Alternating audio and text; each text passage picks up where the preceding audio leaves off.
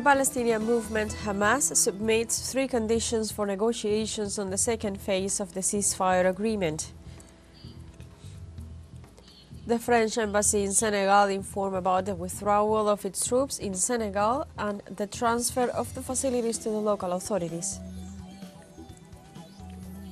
And close to 6 million Hondurans are called to the polls this Sunday for the primary elections.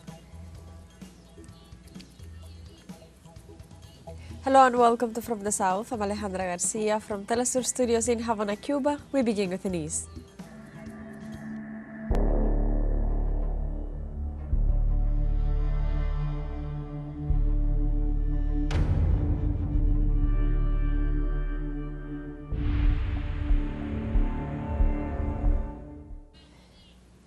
The Palestinian movement Hamas submits 3 conditions for negotiations on the second phase of the ceasefire agreement. Hassem Qassem, a spokesman of the resistance movement, stated that they presented 3 conditions: an exchange of prisoners, a complete withdrawal of the Israeli army from the Strip, and a permanent ceasefire. Earlier, Hamas reported positive signals regarding the start of negotiations on the second phase of the agreement. The first stage of the ceasefire, which included the release of 30 Israelis and over 100 Palestinian prisoners and detainees, and the gradual Israeli military withdrawal from the Gaza Strip, came to an end on March 1st. In Palestine, at least 2 citizens were killed in a new Israeli airstrike in the city of Rafah. This new attack comes a day after an Israeli drone killed 2 more people in Gaza in an operation against suspected militants near the troops. In this context, the Palestinian resistance movement Hamas recently headed to Cairo for the continuation of ceasefire negotiations with the Zionist regime of Israel.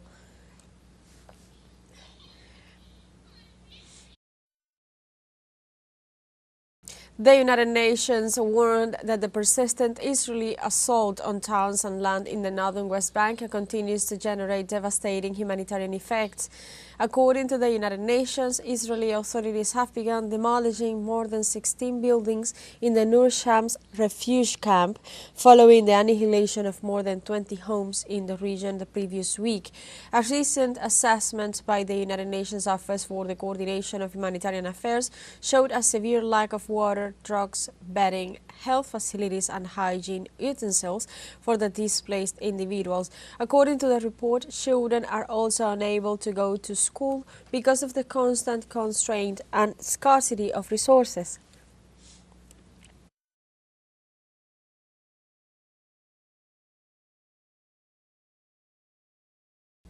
In Syria, more than 600 civilians in the coastal region of Latakia were killed in around 5 individual massacres. The slaughters were carried out on Friday by elements affiliated with the Defense and Interior Ministry of the Syrian terrorist government. The victims belonged to the Alawite minority and included women and children among the dead. Dozens of bodies are still scattered along the roads of the villages, and dozens of inhabitants have had to flee to the mountains and forest due to the threat of being killed. These clashes started last Thursday in areas of Latakia and Tartus provinces, with artillery bombing and airstrikes against positions of resistance groups against the government led by terrorist group.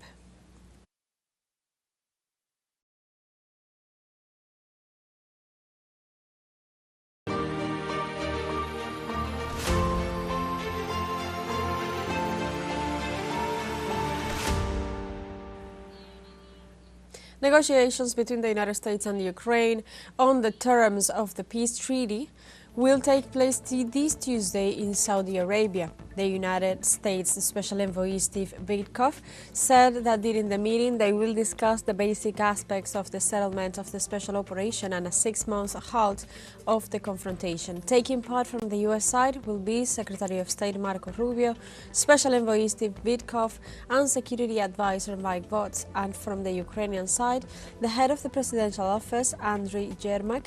According to Bloomberg agency, U.S. President Donald Trump demanded that Kyiv agree to a quick ceasefire with Russia as a condition for signing a mineral deal.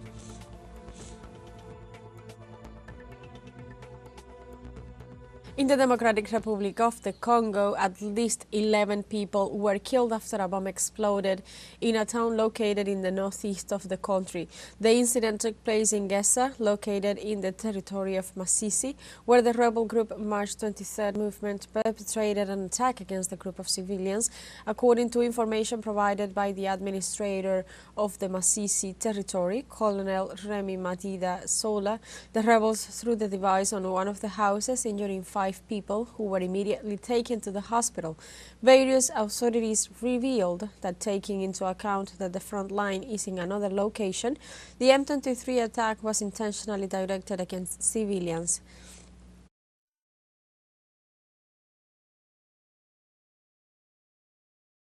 In other news, at the Vatican, the press of the Holy See reported that Pope Francis remains stable and there is a gradual and slight improvement in his health. The doctors of the Gemelli Hospital reported a gradual improvement in the condition of Pope Francis, who has stayed in the hospital for 3 weeks with pneumonia. In this sense, the Vatican underlined that the Holy Father continues to alternate mechanical ventilation during the night and high-flow oxygenation during the day. On the evening of February 28th last, Pope Francis suffered a bronchial spasms with an attack of vomiting and inhalation, which caused a strong deterioration in the state of his respiratory system.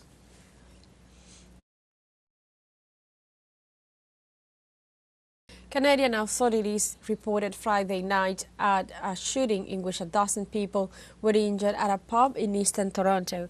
The Toronto Police Service reported that police recorded emergency calls regarding shooting incidents at the Piper Arms establishment at about 10:40 p.m. on Friday. The initial investigations revealed that 3 men entered and acted against patrons. However, no arrests were made at the time. All victims were transported to hospitals, where 6 of them sustained non-life-threatening gunshot injuries, while the other 6 were injured by objects and broken glass at the scene.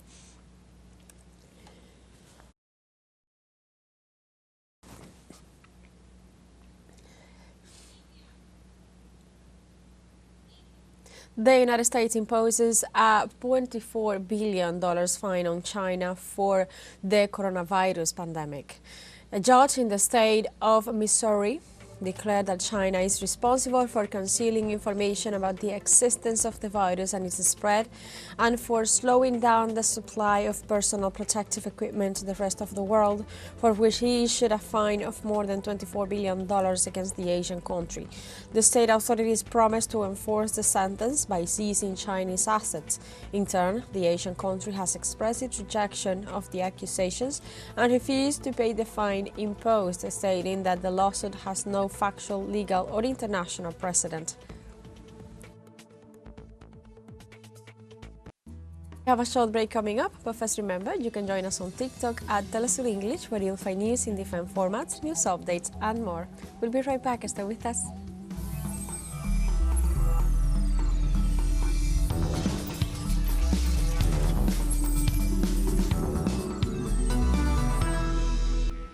Welcome back to From the South. The French embassy in Senegal informed about the withdrawal of its troops in Senegal and the transfer of the facilities to local authorities. The retreat follows the election in 2024 of President Bassirou Diomaye Faye in Senegal, who has adopted a tough stance against France. In February of this year, the two nations agreed to set up a joint commission to manage the withdrawal of French troops. France plans to drastically reduce its presence in all its bases in Africa except Djibouti, including the 3,050 troops in Senegal.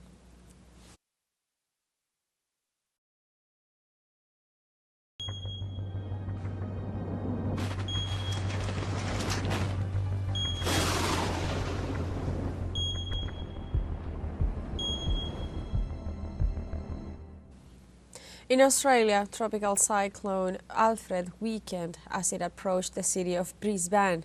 The meteorological event entered with Category 2 during its transit through the southeast of the country, where it caused flooding due to rainfall and winds that had caused trees to fall. Among the effects, the interruption of the electric service to more than 300,000 homes in the states of Queensland and New South Wales. In this regard, by governmental disposition, academic activities were suspended suspended until next Tuesday.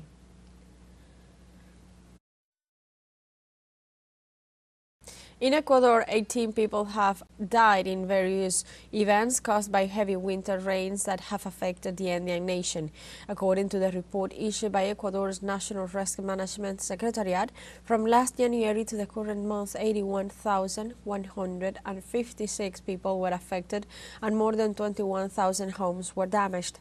The report also stated that 1,335 adverse rainfall events were reported with impact in 23 of the country's 24 provinces. The most affected provinces are Manabí, Guayas, Los Ríos, El Oro, Esmeraldas and Santa Elena, where a red alert was declared in order to prevent further damage to the population due to the increased rainfall and landslides. In Argentina, the number of people dead due to the floods affecting the city of Bahía Blanca in the south of the province of Buenos Aires has risen to 13, and more than 1,000 people have been evacuated. In the last hours, the provincial authorities updated the number of deaths and did not rule out the possibility of more fatalities. They also reported that 1,321 people were evacuated and taken to different rescue centers. The severe floods were caused after a strong storm in which 400 millimeters of water fell in a period of 8 hours.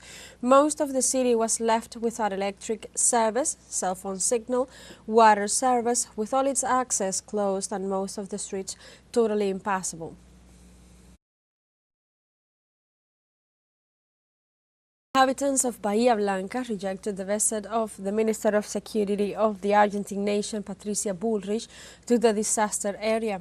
In this sense, the citizens expressed their rejection to the repressive policies implemented against the different peaceful social demonstrations taking place in the country.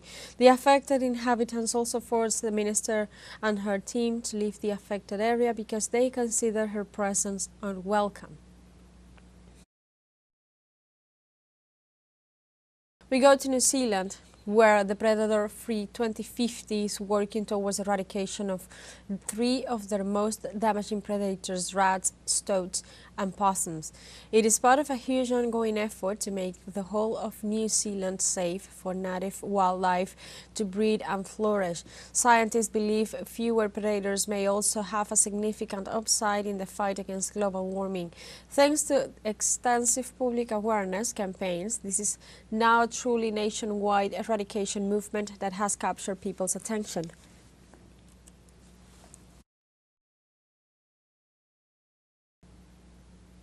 We have a second survey coming up, but first we invite you to visit our Facebook page at teleSUR English. There you'll be able to watch our top stories, special live coverage and much more. Follow our page and activate the notification button to stay up to date on the world's most recent events. Final short break. We'll be right back.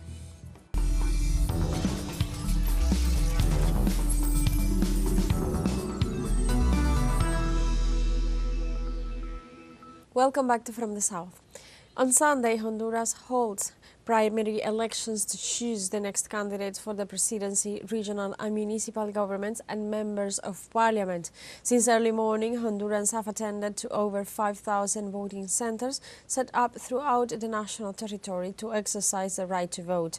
In this regard, the National Electoral Council assured the transparency of the electoral process and defended the new technological measures that will guarantee the citizens' vote. After the opening of the voting centers, more than 5.8 million Hondurans are called to vote for the candidates of the political organizations, including the Free Party, the Liberal Party and the National Party.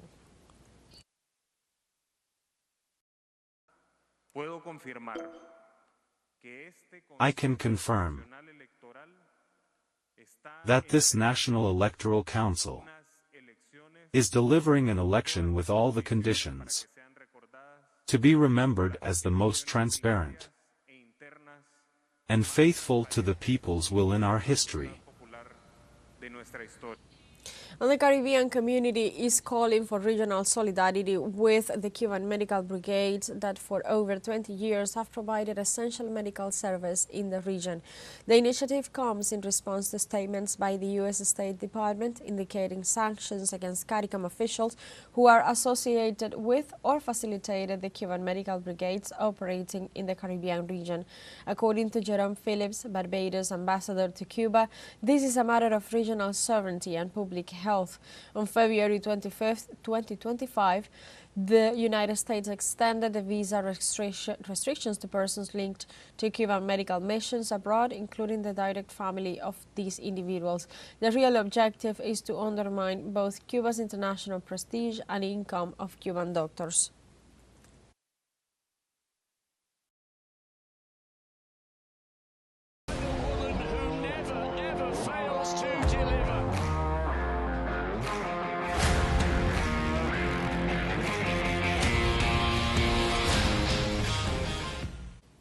This Saturday, March 8th, the Special Olympics Winter Games Turin 2025 were inaugurated with thousands of attendees.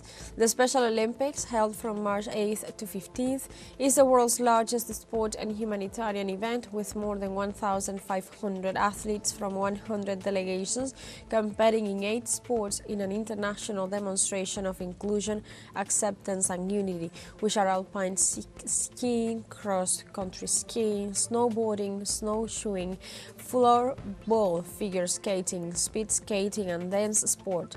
The Special Olympics are held every 2 years, and its mission is that through the power of sport, people with intellectual disabilities discover new strengths and abilities, skills and success.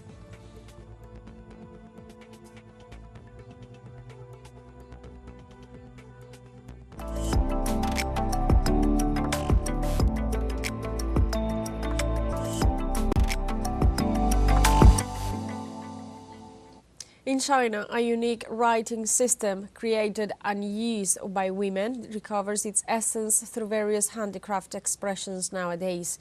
The system in question is called Nushu and arose in the 19th century in the Chinese province of Hunan.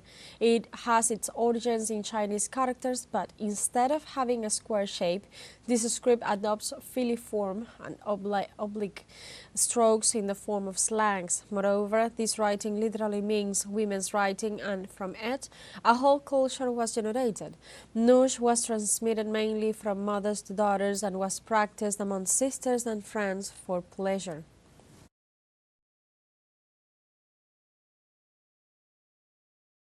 Nushu writing was used by women who, in the feudal era, had no access to education and often used it to write their autobiographies.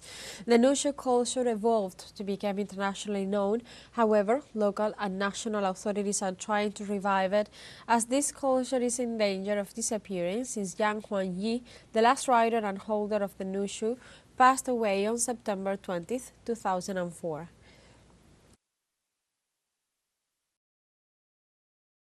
在做文字珠宝设计的那段时间呢，我偶然 During my time designing character-based jewelry, I happened to open a book from the shelf and found the unique beauty of Nushu characters. They resemble curved willow leaves, crescent moons, and even sharp little knives. As I delved deeper into Nushu culture, I was deeply moved by its blend of gentleness and resilience, which inspired me to create the Nushu jewelry series. And like this, we have come to the end of this news brief, but you can find these and many other stories on our website at telesurenglish.net, and join us on social media. We are on Facebook, X, Instagram, Telegram and TikTok as well. For Telesur English, I'm Alejandra Garcia. Thank you for watching.